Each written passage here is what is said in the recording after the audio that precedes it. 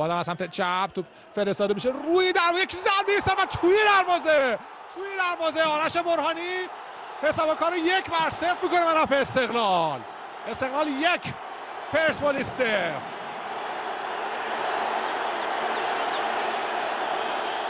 آرش برهانی از تک موقعیت خودش نهایت استفاده رو برد. آبی پوشان حاضر در ورزشگاه سر از پا نمیشناسن. آرش برهانی حساب کار رو 1-0 میکنه. بهترین گلزنی این فصل استقلال، روند خوبی رو در گلزنی داره. رحمان احمدی مغموم و ناراحت و این هم خوشحالی هواداران آبی پوش.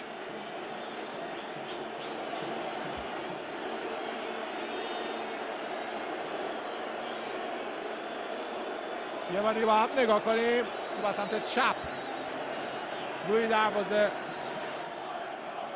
فرستاده میشه. آفساید رو هم پر کرده بود حمیدرضا علی عسکری. در دروازه قرار نیست سانتر مهدی امیرآبادی.